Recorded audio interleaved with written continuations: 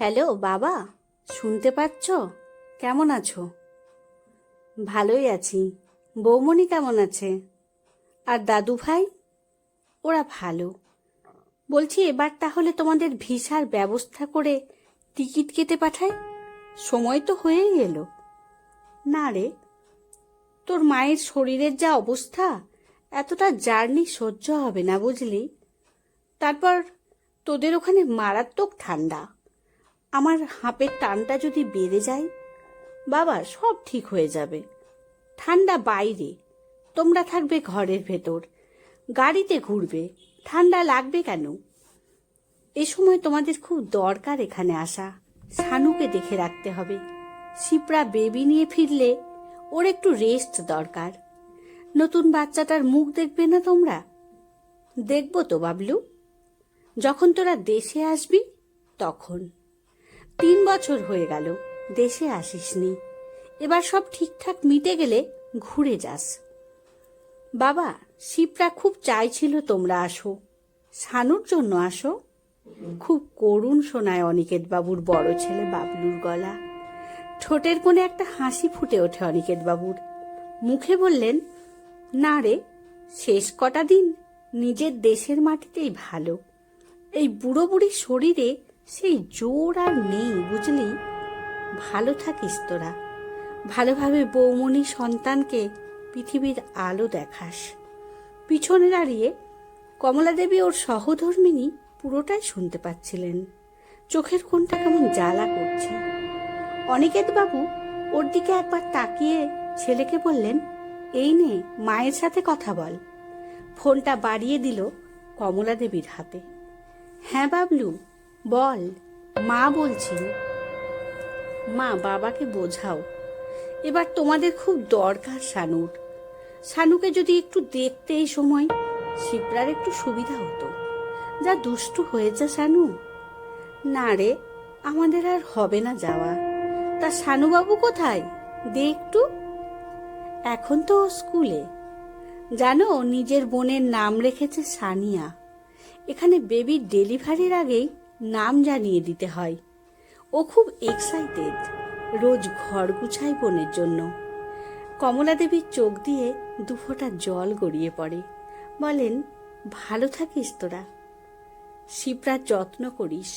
শানু দাদু ভাই আর তোর হবু মেয়ের জন্য অনেক ভালোবাসা। ফোনটা কেটে অনিকেত বাবুর সামনে এসে বসেন। বলেন, এত করে বলছে ছেলেটা, তোমার ওই এক জেদ, যাব না তো যাব না। কি হতো একটাবার ঘুরে আসলে? তুমি যেতে চাইলে যাও, আমি যাব না। তুমি ভালো মতো জানো, তোমায় ছাড়া আমি স্বর্গেও যাব না। যেখানে যাব একসাথে যাব। তাই তো তোমার তালে তাল দিতে নিজেদের 1 বছরের গোছানো সংসার ফেলে এখানে এসে রয়েছি। এখানে খারাপ রয়েছো বলো? তোমার ভালো লাগে না এখানে? একটু অবাক হয়ে প্রশ্ন করেন অনিকেত বাবু। তা আবার কখন বললাম? কিন্তু মাঝে মাঝে ইচ্ছে করে ওই নাতি নাতনিগুলোকে একটু আদর করি।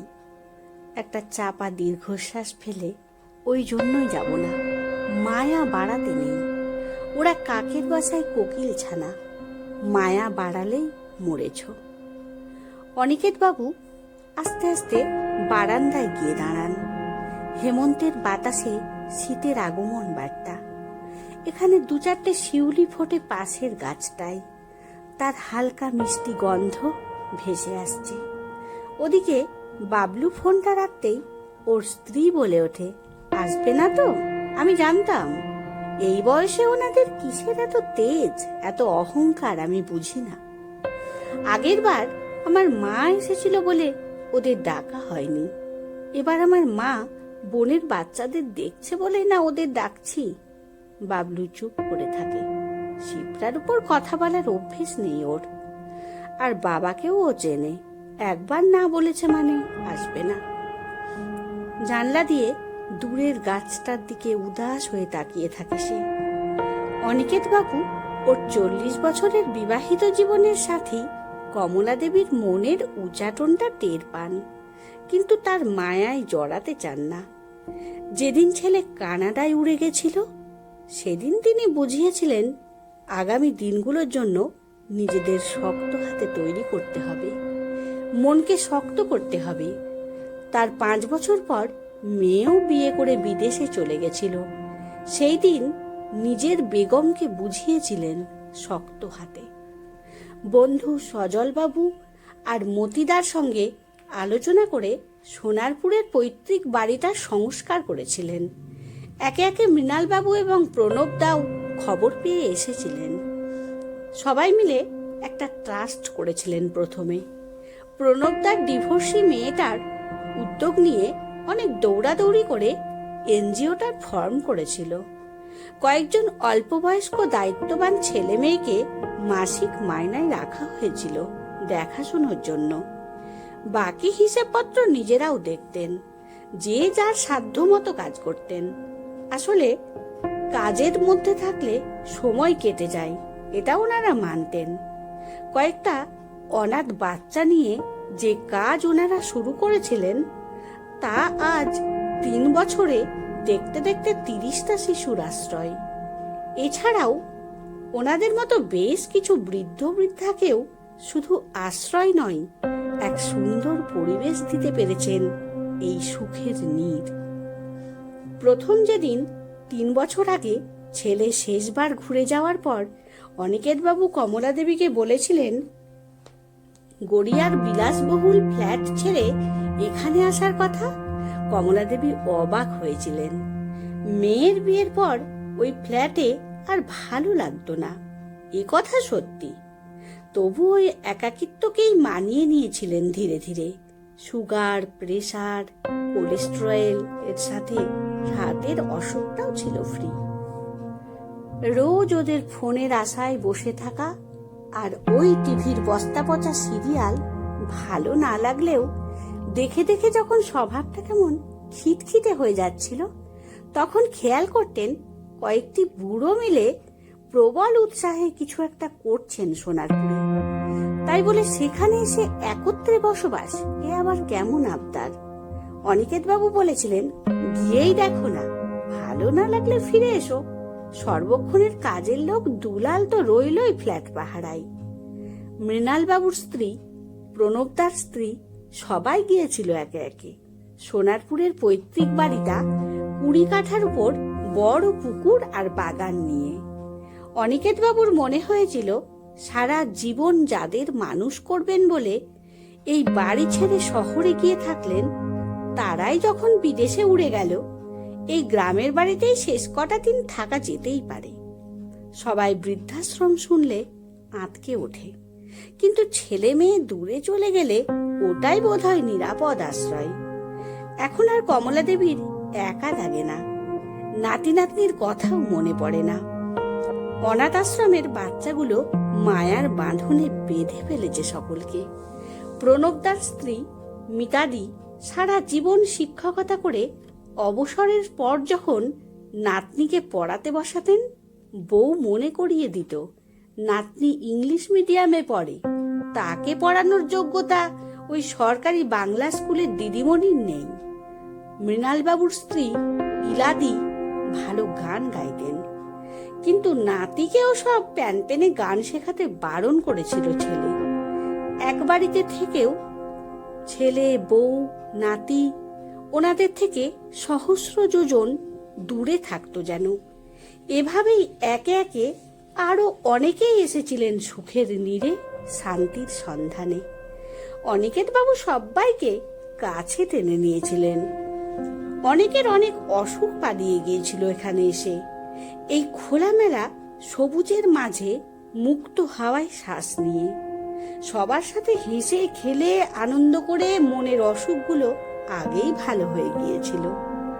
তাছাড়া এখানে হাঁটাহাঁটি, যোগা, বাচ্চাদের সাথে খেলাধুলো, বাগান পরিচর্যা, পুকুরে মাছ চাষ, সন্ধ্যায় গান, গল্প, বিনোদনের প্রচুর উপকরণ ছিল। অবসরে লাইব্রেরি ঘরে বই পড়ে একসাথে বসে ক্রিকেট, ফুটবল দেখে আনন্দে দিন কাটত সবার। এখানে এসে কমলা দেবী আর ফেরার কথা ভাবেননি। ছেলের ঘরে নাতনি এসেছিল শিপ্রার কোল জুড়ে।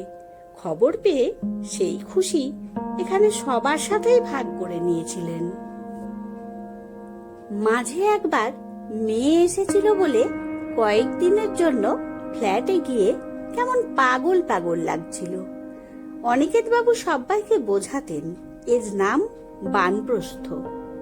একে একে সবাই একদিন ওই উপরে চলে যাবে। এখানে কেউ একা হবে না কখনো। সবাই সবার মাঝে সুখ দুঃখ ভাগ করে নিয়ে শেষ দিনগুলো কাটাবে। নিজের অত বড় সম্পত্তি ট্রাস্টের নামে করে দিয়েছিলেন। সকলেই ট্রাস্টকে সাধ্য মতো সাহায্য করত। রবীন্দ্রা লন্ডনে গিয়েছিলেন ছেলে বউয়ের সাথে থাকবেন বলে। 6 মাস পরে পালিয়ে এসেছিলেন এক প্রকার। ছেলে আর বউ অফিসে চলে গেলে এই বয়সে ওনাকে বাড়ির অর্ধেক কাজ করতে হতো। ব্যস্ত জীবনে বৌমা রান্নাটুকু কোনো রকমে করে চলে যেত। বাকি কাজ করতে করতে একা হাঁপিয়ে উঠতেন উনি। কথা বলার একটা লোক পেতেন না। সুখের নীড়ে এসে শান্তি খুঁজে পেয়েছিলেন শেষে। অনাথ ছেলে মেয়েগুলো হেসে খেলে গান গেয়ে সবাইকে নিয়ে বড় হয়ে উঠছিল। ওদের মাঝেই সময় কেটে যেত বুড়ো বুড়িগুলোর। আত্মার আত্মীয়তা গড়ে উঠেছিল সবার সাথে। এই বৃদ্ধাশ্রম তখন বাড়ির থেকেও বেশি আপন মনে হতো। প্রকৃতির নিয়ম মেনে সবাইকে ফাঁকি দিয়ে অনিকেত বাবু একদিন ঘুমের মধ্যে চলে গেলেন। কিন্তু ওনার 40 বছরের ঘরণী বেগম ভেঙে পড়েননি। দীর্ঘদিন ধরে কমলা দেবীর মনকে অনিকেত বাবু এই জন্য শক্ত করেছিল নিজ হাতে। যে কোনো একজন যে আগে যাবে সেটা উনি বুঝতে পেরে মেনে নিয়েছিলেন। ছেলে মেয়ে ছুটে এসেছিল। সব কাজ মিটে যাওয়ার পর ছেলে মাকে নিয়ে যেতে চেয়েছিল, কিন্তু উনি বলেছিলেন, আমাকে তোদের বাবা যেখানে রেখে গেছেন উনি আমার অনুপ্রেরণা, আর এই আমার স্বর্গ। এখান থেকে আবার উনি এসেই আমায় নিয়ে যাবেন ওই ওপরে। হয়তো এখন আমার জন্য ওখানে সব সাজিয়ে গুছিয়ে রাখছেন, ঠিক যেমন এই জায়গাটা সাজিয়ে নিয়ে তারপর আমায় এনেছিলেন একদিন। সন্ধ্যার প্রার্থনা সঙ্গীতের জন্য একে একে সবাই গিয়ে জড়ো হচ্ছিল মুক্ত উপাসনালয়ে। একটা একটা করে আলো জ্বলে উঠছে চারিদিকে। আস্তে আস্তে সেদিকে এগিয়ে গেলেন কমলা দেবী। ছেলের মনে হলো মায়ের অবয়বের পাশে যেন আরেকটা হালকা ছায়া ভেসে চলেছে। মা একা নেই।